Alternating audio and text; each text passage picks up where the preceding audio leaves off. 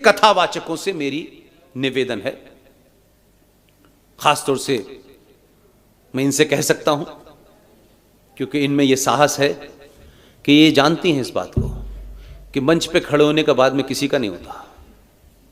आयोजक अक्सर डरते रहते हैं। मैं कहता हूं आपने बुलाया है, बस यही आपने अच्छा काम करा है, लेकिन उसके बाद मैं फिर जो कहूंगा वो सुनना पड़ेगा आपको। लिहाजा इनसे मैं एक ही वचन चाहता हूं,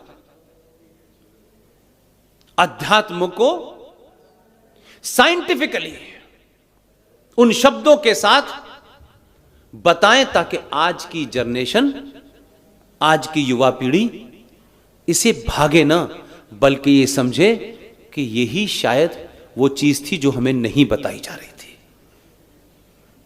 ये न करें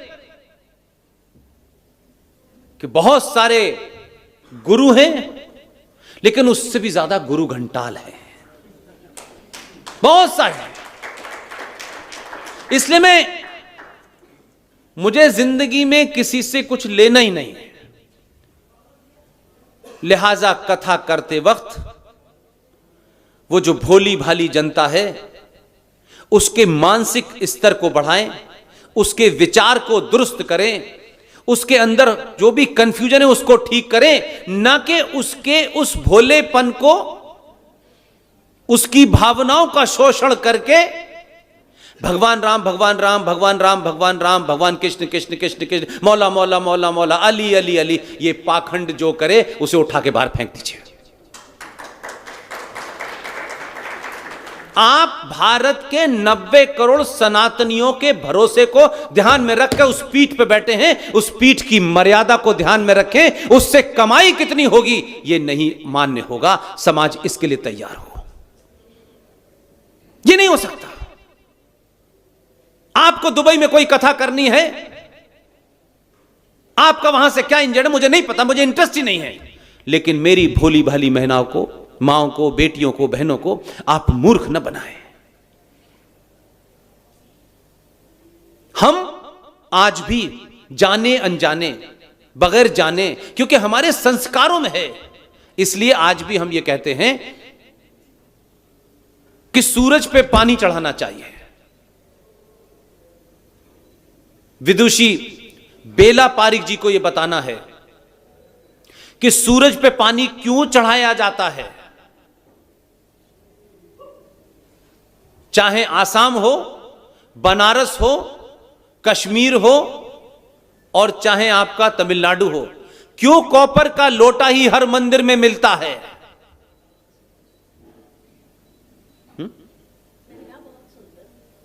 इसको बताएं ना आप। क्यों तुलसी के पौधे पे पानी चढ़ाने के लिए बोला जाता है, ये बताएं ना।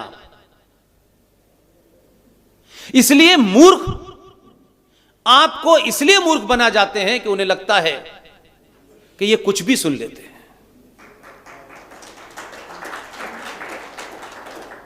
हम अपनी प्रैक्टिस में जाने अनजाने में, हो सकता है मेरे किसी दादा परदादा को उसका साइंटिफिक मतलब न पता हो, लेकिन उनके कॉन्शियस में बैठा हुआ है कि तुलसी के पौधे पे पानी डालना, इसको घर में रखना।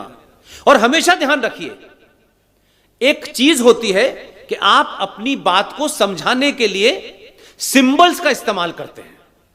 बहुत कॉम्प्लेक्स बात को अगर आप समझाएंगे तो सिंबल से समझाएंगे। जैसे एक 5 साल का बच्चा, एक 6 साल का बच्चा, जब उसकी मां उसको दूध पीने के लिए बोलती है तो उससे यह नहीं कहती इसमें कैल्शियम है,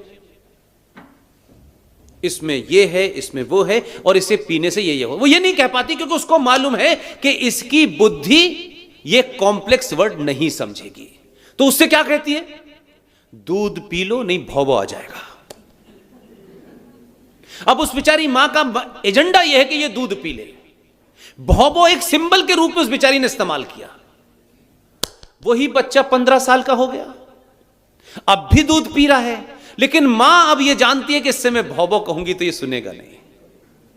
मां उससे कहती है कि अगर तुम दूध पियोगे तो तुम्हारी हड्डी मजबूत होगी, और हड्डी मजबूत होगी तो जिहादी जब तुम्हारे पास आए तो मुंह पे घूसा मारना।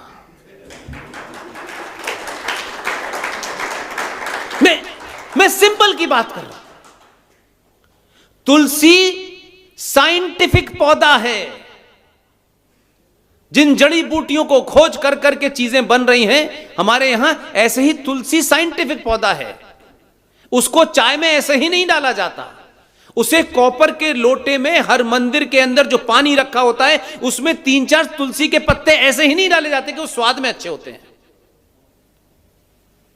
इसलिए उसको हम साइंटिफिक तरीके से एक्सप्लेन नहीं कर पाए, कन्वे नहीं कर पाए, तो हमने कहा भाई देखो ऐसा है, इस पे फूल पे पानी चढ़ाना, सुबह सुबह से पानी चढ़ा देना। क्यों चढ़ाना चाहिए, बस हमने ये कह दिया। उसको लॉजिक नहीं बता पाए क्योंकि हम बेचारे इतने बीच में, ये आपका 500-600 साल का जो कालखंड था जिसमें आपकी नालंदा जलाई गई, तो वो बीच का कालखंड कट गया, आपको पता ही नहीं चला कि बीच में हुआ क्या था। वो किताबी आपको नहीं मिल रही, तो आपने उनको सिंबल से जोड़ दिया।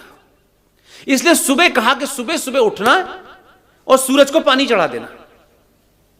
अब वो समझ नहीं पा रहा सूरज को पानी कैसे चढ़ा देना, तो वो बेचारा बच्चा एक तो सुबह को सूरज के पानी चढ़ाने के लिए उसे उठना तो 5:30 बजे ही पड़ेगा, तभी सूरज को पानी चढ़ाएगा।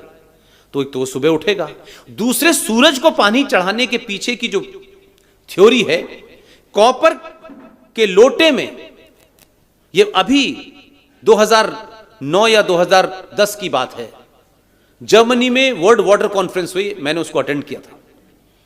उसमें कहा गया कि दुनिया का किसी किस्म का भी पानी कॉपर के लोटे में रखने से वो प्योरीफाई हो जाता है।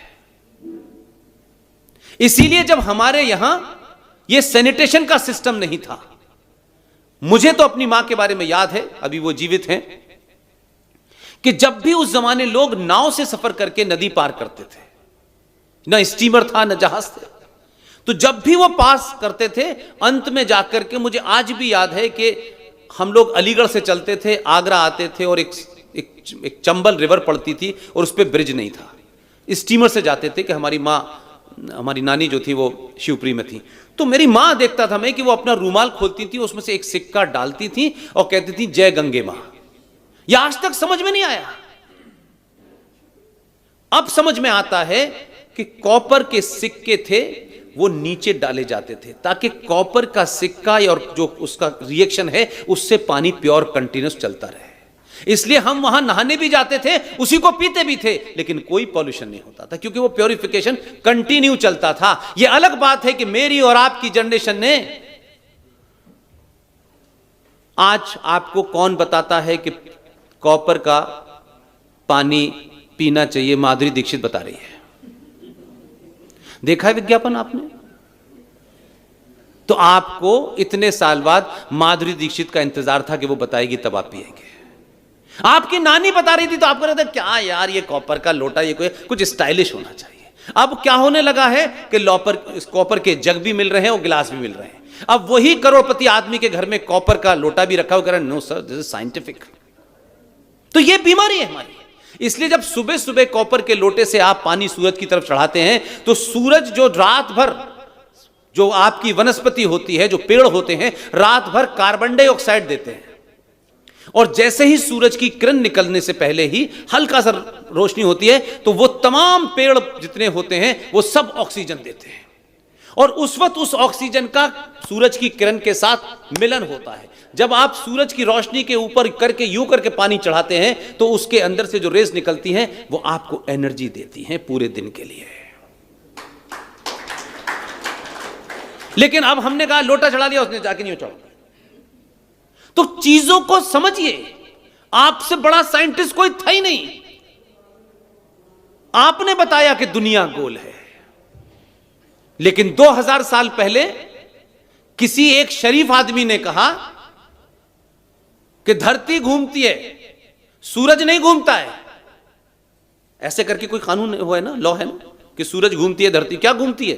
बताइए, आप बताइए, धरती घूमती है सूरज की तरफ या सूरज घूमता है धरती की तरफ? या आपने बताया। एक अच्छे बड़े साइंटिस्ट ने यह बात बताई।